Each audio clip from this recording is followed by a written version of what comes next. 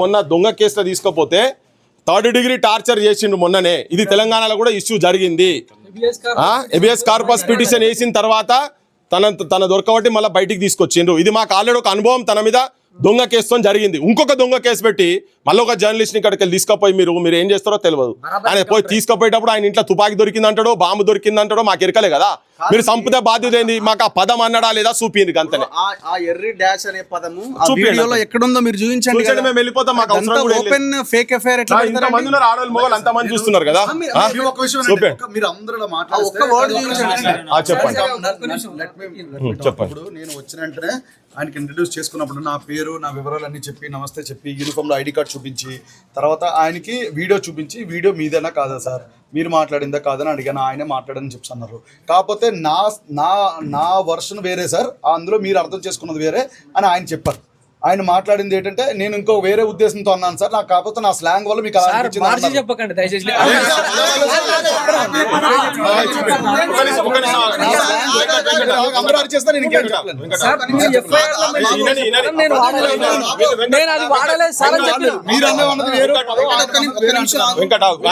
అందరు ఇంటారు కదా.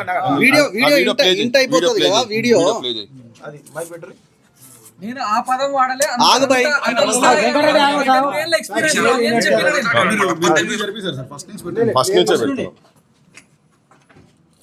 హాయ్ నమస్తే, వెల్కమ్ టు కేవీఆర్ టీవీ. నేను మీ కేవీ రెడ్డి. అదేదో సామెత చెప్తారు కదా, మొరటోడికి మొగలి పువ్వు ఇస్తే మలిసి ట్రోలింగ్స్ ఎట్లా చేశారంటే జైలుకు పోయింది కదా, ఇంకా కొవ్వు కరుగుతుంది, ఇప్పటికే 5 కేజీలు తగ్గిండు అని చెప్పి ఇట్లాంటి ట్రోలింగ్ చేసిండ్రు. మరి ఆయన దృష్టికి వెళ్ళిన ఏమో తెలియదు కానీ జైల్లో ఏముంటది అబ్బా, ఇంట్లో ఉన్నట్టు ఎట్లాగో మేము ధనవంతులం అధికారం ఇస్తే రెడ్ బుక్ రాజ్యాంగం పేరుతో ఎట్లాంటి ఎర్రి మేషాలు ఇస్తున్నారు చూస్తున్నారు కదా. ఎర్రి బుక్ రాజ్యాంగం ఏపీలోనే కాకుండా నమస్తే, వెల్కమ్ టు కేవీఆర్ టీవీ. నేను మీ కేవీ రెడ్డి.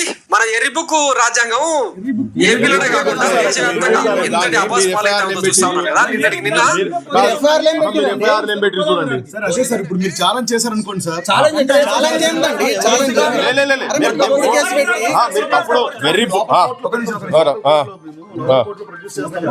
అందరం మొత్తం మీడియా ఉంది. ఎందుకు ఏమైతుంది నాకు అర్థం కాదు. వదిలేసాయి.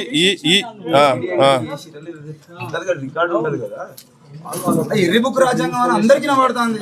చిన్న పోరాన్ని చూపించిన ఎర్రి బుక్ రాజ్యాంగం. ఒకటే నిమిషం చెప్తున్నా. ఈ పర్టికులర్ పదాన్ని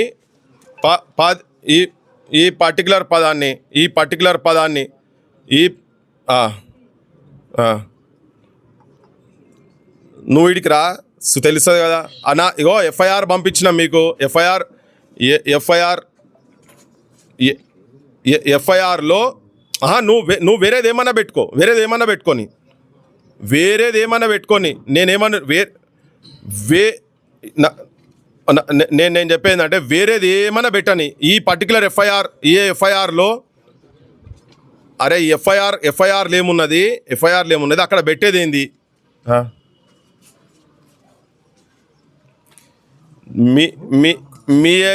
మీ ఏరియాలోనే ఉన్నది. ఇది మీ ఏరియాలోనే ఉన్నది.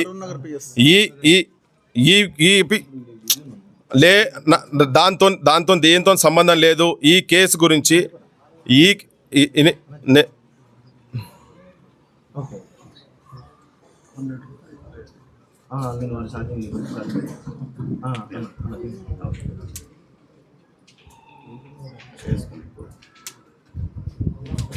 జాడును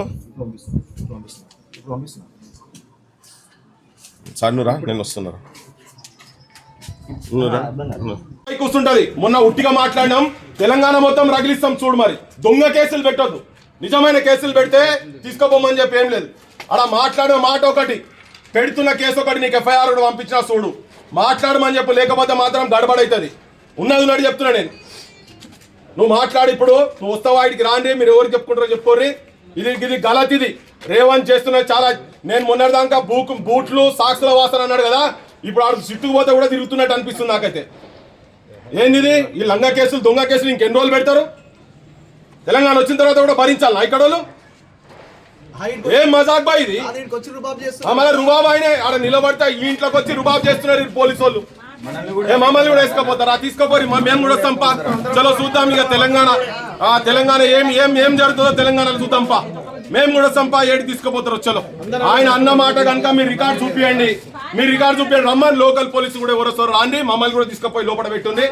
ఒకవేళ తన మాట్లాడిన మాట తప్పు మాట అయితే మేము ఏడికెళ్ళి వెళ్ళిపోతాం.